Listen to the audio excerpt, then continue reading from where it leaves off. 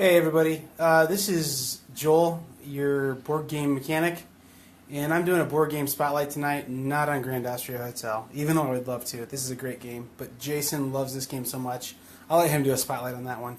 Instead, I'm going to do a spotlight on a game that not many people know about. This one's called Cinque Terre, is how I've heard it pronounced. Cinque Terre? I don't know.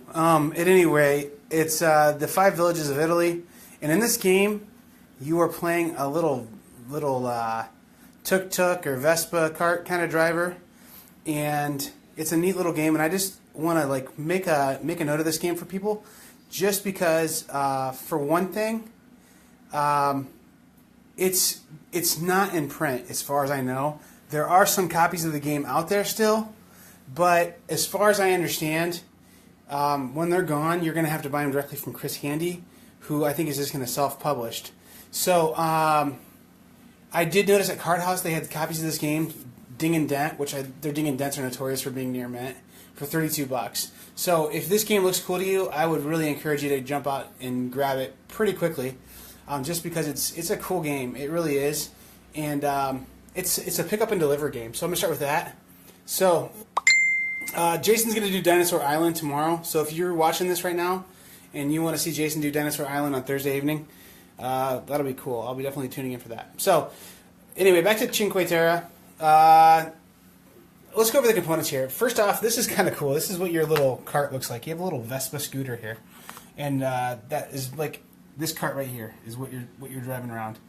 And the whole theme of the game is you're picking up goods and you're delivering them to villages to match their demand, basically, or like to based on their demand, you're going to get points and do better or worse. So. The kind of cool thing about this game, though, is there's no money in it. It's all just done with points on the points track. So that's kind of neat. So you start off, here at 0 points, and the setup is everybody gets their own little player board here. It has your Vespa on it, plus it has your actions you can do, and basically, I'm going to go back to that in a second after I introduce some more of the. This is a 365. My wife, if you follow her on Instagram, I'm pretty sure this is going to end up being a 365 picture also. So at any rate, you can do these actions, but after I introduce some more components, I'll go back to that. Over here we have, I'm going to go to this first. This is a stack of produce cards. And if you've ever played Ticket to Ride, this is going to look pretty familiar to you. So you flip these cards over and there's 5 face-up cards available, okay? So on your turn, you can take cards from there. And then there's a couple of house rules that we made in this game. I don't think they're necessarily in the game, but I don't see where they're a problem. And the one I don't remember if it's a house rule or not, but we always played that you can, when you draw cards, which is one of your actions, draw from the face-up cards, or you could take one of these face-down cards, is how we always played it. So that's one of the actions you could do. Then you look in your fields here. These are the little, you can see the little outlines there. Those are the fields, and the cubes in there represent the goods, the produce that you're going to collect. So these match up. So these green cubes are zucchini, and the limon is the yellow here. The grapes, I think they're just called grapes, are the purple. The olives, which is just called olive, is black. And then garlic is agili, and it's white. And then the gray is funghi. So that's my poor Italian pronunciations. And then also there's an orange down here, citrus fruit too. So these produce are in there, and you're going to go around and pick them up with your order cards. So you have to collect sets of these order cards, then drive to the fields that can produce those goods. Then once you drive there, you exchange your cards for the produce, and then the whole point of that is because of this. So there's these 2 sets of die here. There's 2 sets of these colored die, and this is where the game really starts at. So normally I would put these into the bag right here, and I'd randomly draw them out. It comes with the bag, but I'm just going to go ahead and just grab, some random die here. I didn't really even think about this at all, so I'm not calculating anything, but basically there's these cities here, and one city down here has 4 spots. Then we have one with 3, 2, 3, and then 4 up there with the little question mark spots. So if you're good at math like me, you can figure out 4 plus 4 is the same as 3 plus 2 plus 3. So one set of die is going to go in the middle 3 spots. The other set's going to go in the top and the bottom. So I'm going to go ahead and roll these. And this is where I had a house rule too. So you can always sell goods in any village for 1 point, for 1 value. So we always played you could re-roll your 1s, which only makes sense. So, that was a nice re-roll. So I got a 6, a 6, a 4, and a 3. So this is where Jason's going to get pumped about this game, because you're using dice for like stuff other than just like movement or whatever. So I have that randomized there. That's what the value of those goods are. So these guys want to buy cucumbers or zucchinis for 6, olives for 6, oranges for 4, and then they want to buy the red's tomatoes, I believe, for 3. And then the village up to the north here, I'm going to roll the remaining 4 in that set. So these are the remaining 4 die. I'll roll those, and then I re-roll all my 1s. That's just my house rule. I picked that up off BGG. It just makes sense, because why have a die there if you can always sell the goods for 1? So, so I got a 5, a 4, a 3, and a 3. So then I'm going to do the same thing with these middle die. Roll these 3 random guys here, so we see the values there. And then 2, they only want 2 things here in the middle. And then 3 at this last city here. And I didn't get any 1s on the middle 3 there. So that worked out really well. No need to house rule that. So those are the values of the goods in those villages, okay? So now here's where we get into a little more of the game, okay? At the beginning of the game, there are 2 cards. This is one thing that was kind of difficult to pick up. So I think you can see that one of those has stars on the crates, the other ones are plain. The ones with stars on the crates are a little more difficult, and they are ones that like go out to you at the beginning of the game. So you get, I think I'm not remembering exactly the number, but I think you get at least 2 to pick from. And what these are worth is, if you look here, they're worth 30 points minus the value of the goods you didn't sell. So I have this objective that's secret to me, and we'll go ahead and just look at this one. They want me to sell a garlic in that first village, a lemon in that second village, a grape in the third village, and a zucchini in the fourth village, and then an orange in the bottom village. Okay? So if I don't do that, then I'm going to have a problem. My card's only going to be worth 30 points minus the value of those goods that I didn't sell. So right now I can tell you that that garlic is worth 5 up in that top city. So if I don't deliver a garlic up there, I only get 25 points on this card. And if I don't deliver a lemon in that middle city there, then I'm going to have a problem there as well. I'm going to lose 3 points. And it's the point values on the board here. So you can see that those are the point values that I'm referencing right there, whatever the die came up as. So on my turn, again, I've got my little cart here, my card here that's going to show me, these are the actions I can perform, okay? I can move up to 4 spaces clockwise. I can do that 3 times if I want to. I'm probably not very good at this game if I'm doing that, because I'm wasting a lot of my actions doing that. Really inefficient to do that. I can draw 1 produce card for an action. I can harvest produce, which means exchange cards for produce in the field. Or I can sell produce at any village market. So I'm going to go ahead and just do a turn or 2 here. And let's just say this is my card that I have to start with. So this is secret knowledge. Only I know this. So I know that I need to get a lemon, an orange, and some other things like that. And I'm not sure exactly how many produce cards you start off with. I think you start off with at least a couple. But I'm going to go ahead and just take a little hand just to pretend that I've been playing for a little while. So these are the produce cards I have right now, let's just say. And the art on these is really bright and neat. I like it. They're not just called grapes. They're called uva. And then orange, or orange for the orange. So let's say I had these cards here. And then I had these cards over here that I could draw from. And then the other part that we have in this game too is we have the starting orders. Once I give out the starting orders to people, these go away. Now I have these other orders that flip out, and they're equal to the number of players that we have in the game.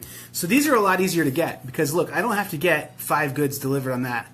I've only got to get the 3. I've got to get an orange there, a cucumber to that city, and a grape to that middle city. And on this one, to complete it, I have to do a lemon, an olive, and an orange. So based on the cards I have, I know I have the zucchini here. And in that city, that Manarella, whatever it's called, the zucchini is worth 5 points. So I know what I'm going to try and do first. I am going to try, and this is just for the sake of having a quick game to just show you how the mechanics in this game work. I am going to try and get zucchinis to that village, because I want to try and claim that card right there. Okay? Plus, they're worth 5 points apiece to deliver there. So I take my little Vespa. It's my turn. And so the other thing, too, is when you start the game, you get to put your guy anywhere you want. So I'm going to just leave him there, my little blue cart, because I'm just going to assume that we've been playing this game for a little while. And that I've, developed these cards and things like that. And so long story short, though, I have the zucchini card in my hand. I need to go get some more zucchini in that field, and then I need to deliver them. So I'm going to show you what that would look like. So I'm going to use up to 3 actions. So one action I'm going to use to draw the zucchini card. So now I've got 2 zucchini cards, which these would be secret knowledge typically, okay? And zucchini also gets delivered. So in this field right here, you can see I go to this spot, but see these fields that are connected? There's like the tomato and the orange and the zucchini there. Well, let's see here. Nothing else in that city is selling for that much money right now. So I think I'm just going to try and get the zucchini. I think that's what I want to try for. So on my turn, another card flips out. I have 2 actions left now. So what else could I get from that field? Well, I have an orange card as well. So you can pick up to 4 goods up from a field. So I have 3 cards that I could pick up there. And that feels pretty good. If a tomato card would pop up, that would be amazing. But I don't have a tomato card. So I'm just going to start worrying about getting that zucchini there.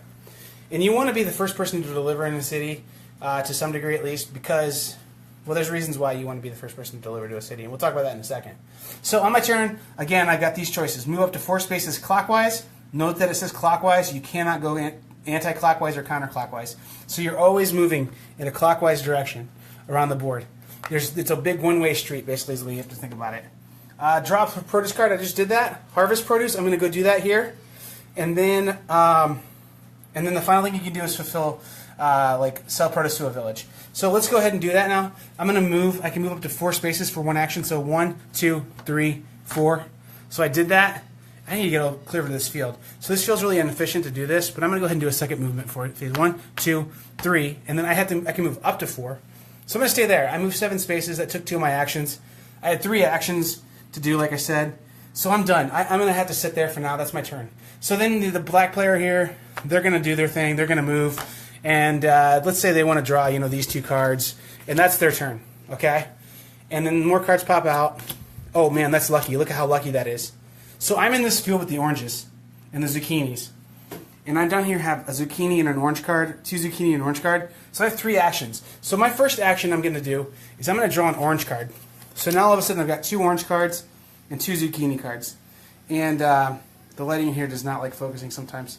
So I've got 2 zucchini, 2 oranges, and look at this. They're both connected to this field. So now what I can do is I can say, you know what? I'm going to take 2 oranges, and this is where, when Luke was little and we had this game at first, we would play with Hot Wheels trucks because they could hold the goods in there, and two zucchinis, and it's like you're actually delivering them there. The way how you're actually supposed to do it is put them right there. So I've got those goods in my truck. So I, for 1 action, drew that orange card. I'm turning in these order cards, these produce order cards, produce vouchers, to my discard pile. I've picked up those goods, and now I still have 1 action left.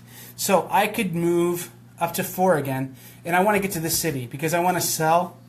But you know what? Look at this.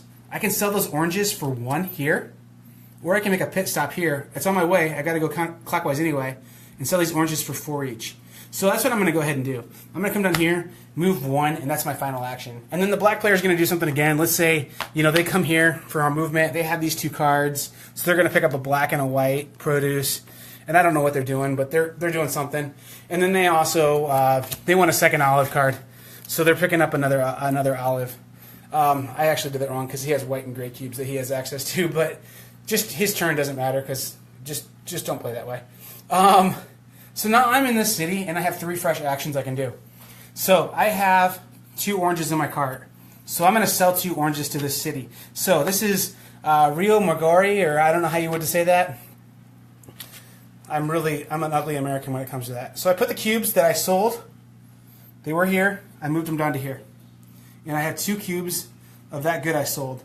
And so now, in the future, whenever I see an orange pop up in that city, so if a produce card comes up out of this stack of cards that has an orange in that city, look right here.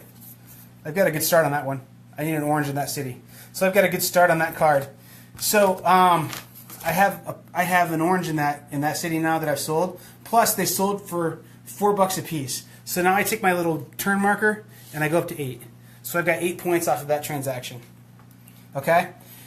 And then that was just my first action. My second action, I'm going to go here. And you know what? I'm going to go ahead and sell my 2 zucchinis now. and I'm going to put them in this city right here. So they get zucchinis, and I get 10 more points now. So now I'm at 18 points that quick. Okay. Plus I'm working on. I thought there was a card I was completing, but maybe there wasn't. So anyway, I'm working on completing maybe my secret objective card. I don't remember what I was working for, but there's a lot to keep track of. Like as you're seeing right now in this game, especially when you're trying to do like a play-by-play, announce what's going on with the game as you're doing it. So. So the other thing, too, that's worth noting is you have a limit of 4 produce in your truck. You can only hold 4 produce in there. The other thing, too, is at the end of the game, you have this card that scores. You lose all the produce value that you didn't deliver, but get 30 points minus the produce value. So you can end up getting, like, it's technically possible that you could get 0 points out of that card if you didn't deliver anything. So that's one way that you get points. Then this is the other way, too. So they have these most popular vendor cards, and you'll notice that the most popular vendor at the cities that have 4 goods available to them, you only get 8 points for those because there's more interest in you wanting to go to those cities to sell goods, and you get 12 points if you're able to deliver all the goods that you need to the city that only has 2 die.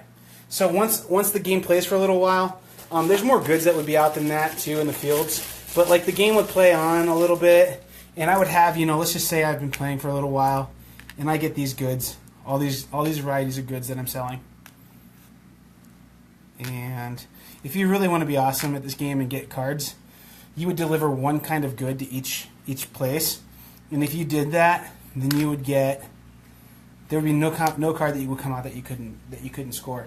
But I don't think you'd have enough time to do that in the game. And I really wanted to cash in on the olive and zucchinis down there because there were 6 each. So down here, I'm really cashing in on the olives and the zucchini.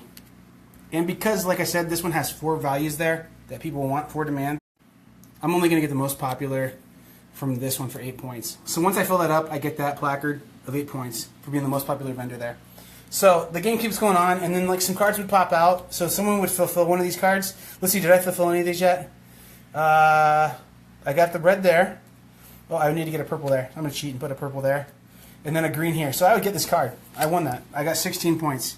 I was able to complete that. And then another card flips out. And let's see how am I doing on that one. Well, I've got no reds up there. How about this one? I've got to get a yellow up there. I don't have any yellows up there yet, but I'm going to cheat a little and get a yellow up there. And then I need a black in this middle city. Don't have that either. So I need to go, pick up an olive out in the field and deliver it. And then, and then basically I would need to deliver an orange to that other city, and I don't have any of those either. So you have to always be kind of paying attention to what the cards are that you're trying to complete. But it's just a really neat little pick up and deliver game, and this is one that I'm nearly positive is going to be one that people are going to be sad they missed out on. So long story short, this is a really cool little game. Card House has it right now for $32, Ding and Dent, and $36 for the mint condition copies. It's another game that I just think that is really a slick little game. It's like the next step after Ticket to Ride, but also as much of a pick up and deliver game as I'd ever want to do. And the theme on it is just really kind of cute, kind of neat that you're playing in Italy, delivering produce on a scooter. Just kind of a fun little game. So, what do you guys think? Go ahead and leave a comment. Tell me if you think this is a game that you'd like to play. Tell me if I got any rules wrong if you know this game. This game's by Chris Handy too. Chris Handy I'm going to give a big thumbs up to. He is a great designer. Like, this game is really underrated.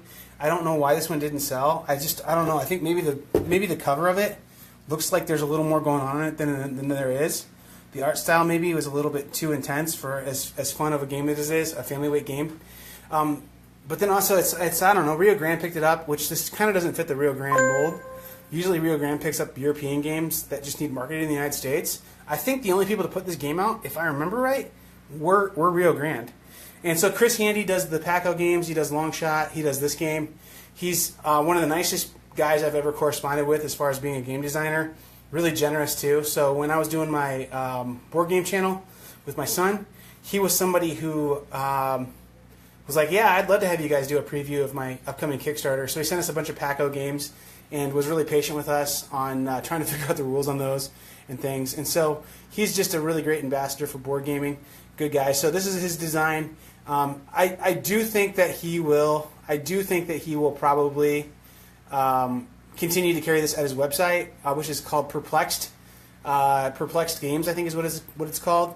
So I think I've talked enough about this one. I'm going to go ahead and just hang out here for just like a minute yet. If anyone has any questions or if there's any components they want to see. And otherwise, I think I'm going to call it good on this. Here's the other Vespas. There's like a pink one. And in the box you get, this is the quantity of goods that goes out. The game ends when a couple fields get exhausted. Really pretty game. It's one that I've put on the table a number of times, and people have been like, whoa, what is that?